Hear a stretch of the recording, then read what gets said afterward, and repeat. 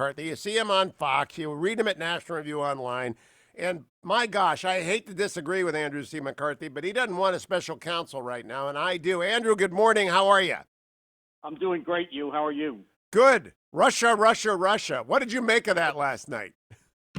Well, I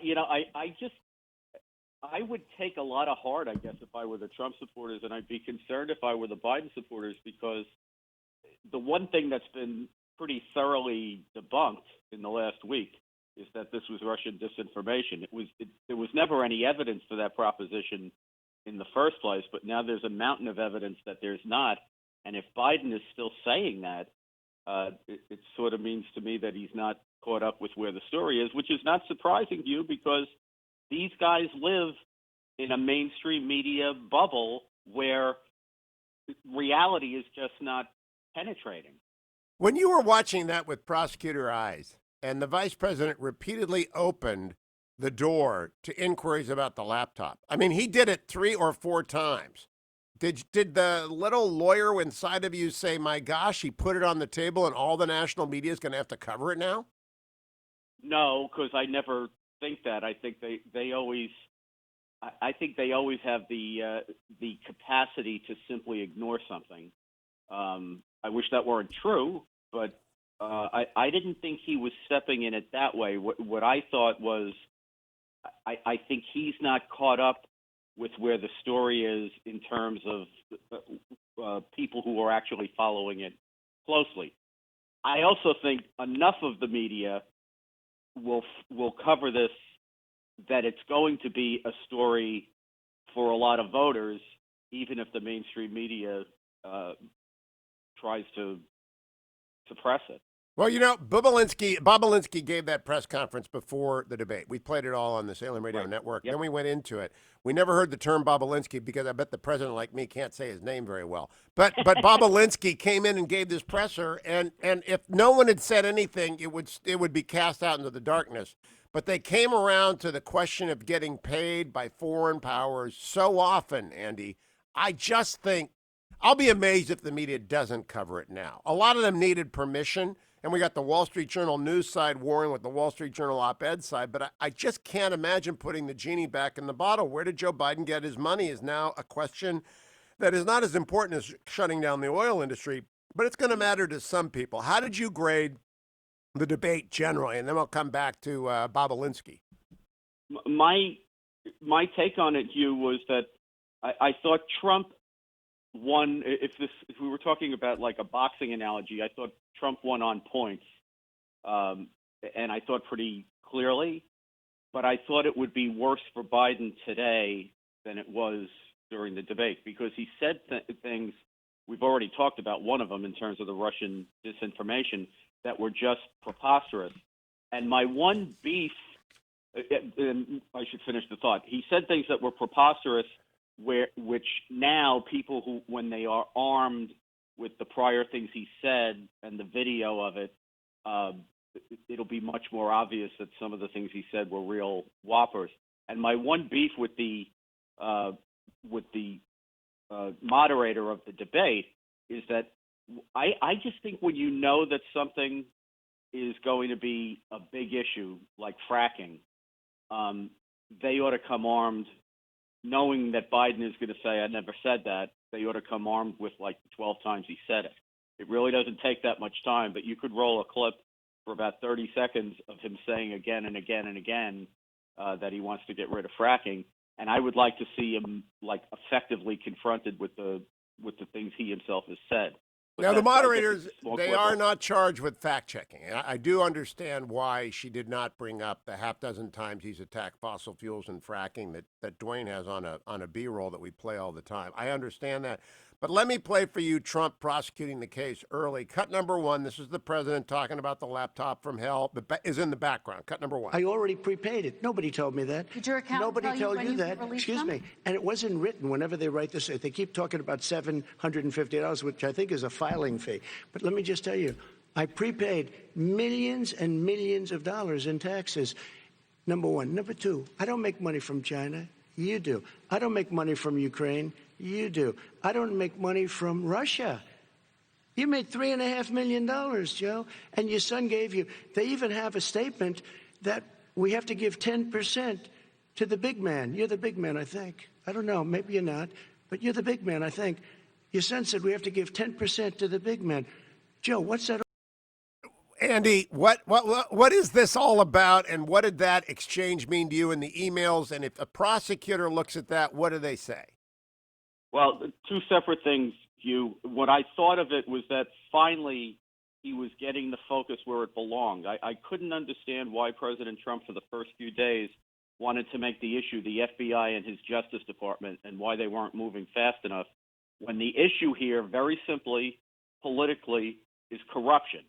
And the two things I would say is you have Russia, China, and Ukraine. The only two things they have in common that are relevant is that the Obama administration put Joe Biden in charge of foreign policy with regard to those three countries. And two, they all thought it was expedient to pay Hunter Biden millions of dollars while that was going on. That's the case to be made. That's succinct. Not a legal case. That's good. That's the political case to be made. And I don't know why they haven't been hammering it, but I was glad to see the president do that last night. Andy, let's stay there for a second. Russia, China, and Ukraine, the only thing they have in common is Joe Biden was put in charge of those three countries by President Obama, and he made a lot of money from those three countries, or Hunter Biden did. You're right. That's very damning. Now, here we disagree. I hate special counsel, so do you, because they never go the right way. But I know 600.1 and et sec in the Code of Federal Regulations, right. And I read about them, and I thought about them, and I thought, if Donald Trump, Department of Justice, tries to go after Joe Biden after the election and he's won, it will look like revenge prosecution. And if Joe Biden comes in and nothing happens, America's going to think he buried it. And if in any other way, we just need a third party to investigate Joe Biden, or it will never have the confidence of the public one way or the other. And I wrote it up and I put it in the Post. And of course, 3,700 people hated it. But then you write, you're the one guy I care about, saying, no, even now, we don't need a special counsel. Andy, if we don't do one now, there should never be a special counsel, and we ought to take the regs out. No, I don't think so, Hugh. I think you have to have the special counsel there for the rare situation where the Justice Department has to investigate the president. But I think in all other situations, Judge Mukasey had it right, and Attorney General Barr has had it right, which is, look, under the special counsel regs, the special counsel has to report to the Attorney General anyway. So it doesn't make sense to bring somebody in from outside. But it makes sense a lot of times to bring in a career, widely respected, professional prosecutor who's in the Department of Justice but not in Washington. So you bring in somebody like Durham, who's from Connecticut and is outside the whole Washington mishigas. You still have the same chain of command that you would have with a special counsel. You're still reporting to the Attorney General, which a special counsel would be, but you're doing it from within the Justice Department, and you don't have to show a conflict of interest. And whether the investigation is going to have credibility or not is going to depend on the reputation for integrity of the person you pick.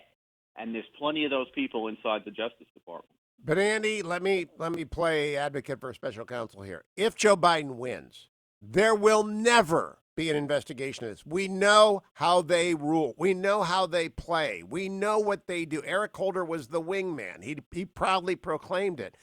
You love the Department of Justice. You were there a lot longer than I do. They can't take another non-investigation of a criminal. I mean, we can't have another couple of Comey looking the other way with Joe Biden in the laptop. If he wins and there isn't a special counsel, it'll never recover its reputation.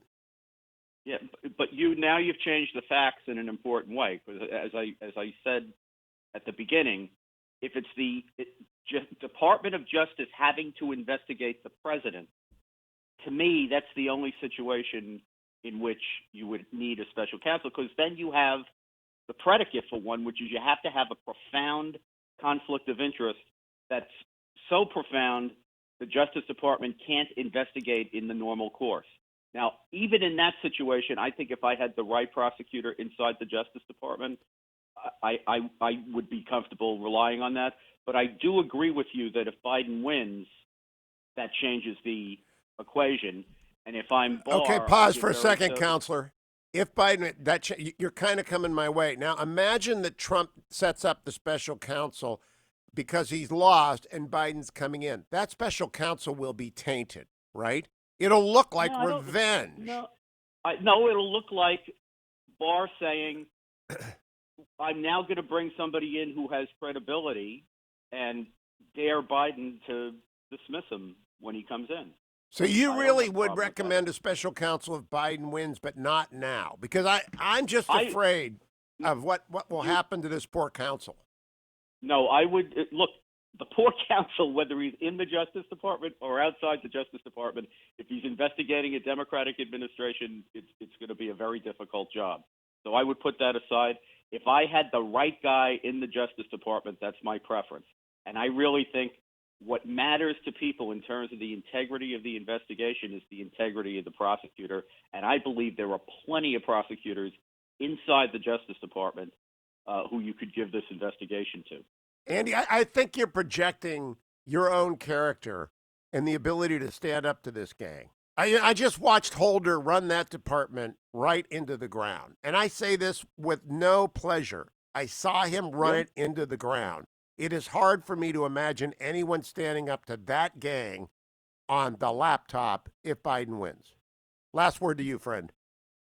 That problem is going to be a problem no matter who gets picked from within or without. I think you're completely right. I was right there with you watching Holder, so I get the problem, but I don't think it's so much a structural problem as getting a person who has scruples and backbone, which is what's going to be necessary. You're an optimist, Andrew C. McCarthy. You're also a really smart guy. I'll be reading everything you write at National Review today, and I hope you write a lot.